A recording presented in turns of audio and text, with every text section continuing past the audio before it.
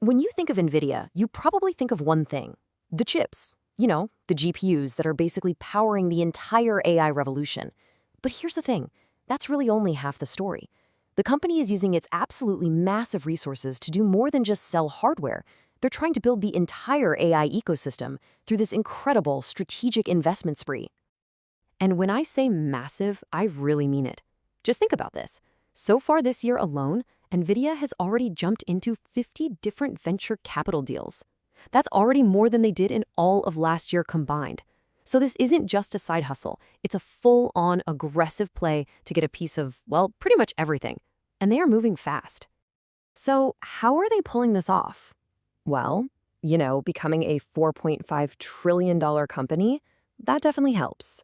This incredible financial firepower is the engine behind their entire strategy. It lets them write these huge 9-figure checks that can literally shape the direction of AI around the world. So that brings us to the big question. Why are they doing this? Well, it all comes down to a concept called the strategic flywheel. And look, this isn't just about getting a good return on their investment. No. The real genius here is how funding the next generation of AI companies creates a guaranteed pipeline of future customers for Nvidia's main business. Just think of it like this powerful self-feeding loop. So Nvidia pumps cash into these promising startups, then those startups need a ton of computing power, right? So they turn around and spend that cash on, you guessed it, Nvidia GPUs.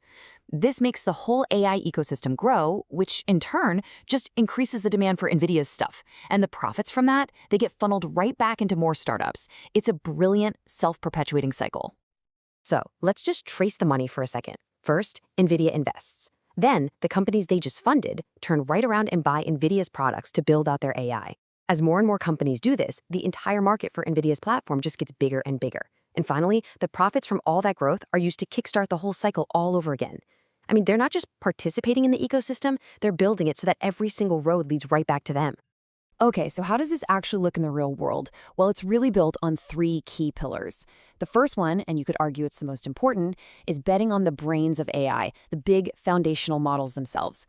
These things are the most compute-hungry, high-profile projects on the planet, which, of course, makes them the perfect customers.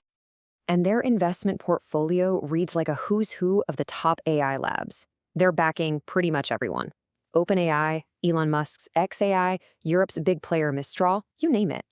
This isn't about picking a single winner. It's about betting on the entire race. The logic is actually pretty simple. No matter which of these models ends up on top, it's almost certainly going to be trained and run on Nvidia hardware. And we are not talking about pocket change here. I mean, they're participating in multi-billion-dollar rounds. We're talking a reported $100 million into OpenAI, a huge piece of xAI's $6 billion round, and consistent backing from Mistral. They're basically funding their own biggest customers, which in turn creates this endless, insatiable demand for their own chips. It's genius. All right, on to the second pillar. So if the models are the brains, this next part is all about building the AI factories. This is the critical kind of behind-the-scenes infrastructure, the picks and shovels of this new AI gold rush. And this is where you really see how deep their strategy goes. They're not just selling chips. They're investing in the companies that rent those chips out to other people, like CoreWeave. They're backing the companies that prepare all the data, and even the ones that are physically building the data centers. They're taking a piece of the entire AI supply chain from top to bottom. So you can kind of think of this infrastructure play as having 2 sides, right? On one hand, you've got the software and cloud layer, which makes their hardware easier for everyone to use. But then you've got the physical layer. They're investing in the actual buildings and networks needed to house all those GPUs. They're literally covering it from the virtual to the concrete. This final pillar is where it all starts to get really tangible. This is about investing in the real world, bringing AI out of the data center and into our actual lives through things like robotics, self-driving cars, and all kinds of other practical uses. This is where all that computing power actually starts to make real-world money. And just look at the sheer range of these bets. They're in humanoid robotics with a company like Figure AI, they're in self-driving cars with Wave, and even in generative video for creators with Runway. Each one of these industries represents a huge, and you better believe, growing market for their hardware down the line. And let's be clear, we're not talking about some small speculative bets here. We are talking about titans. Figure AI, for example, is valued at a staggering $39 billion. By backing the clear leaders in these new fields, Nvidia is making sure that as industries like robotics and autonomous vehicles take off, the demand for its hardware is already locked in. Okay, but when you get this big, this dominant, people are going to start to notice. When one company is the main supplier, a major investor, and the core platform for an entire industry, that's going to attract a lot of scrutiny. The very thing that makes this flywheel strategy so brilliant is now putting a giant target on their back.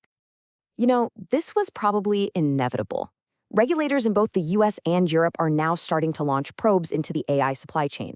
And because Nvidia is the supplier and investor and the platform developer all at once, well, they become the natural place for regulators to start looking. And that scrutiny could be the biggest threat to this whole flywheel strategy. Which really leaves us with this one final critical question. Is Nvidia's strategy this visionary plan to speed up the entire AI ecosystem for everyone's benefit? Or is it a really calculated plan to just buy the entire market, locking in its dominance for decades to come? The answer to that question is probably going to define the next era of technology.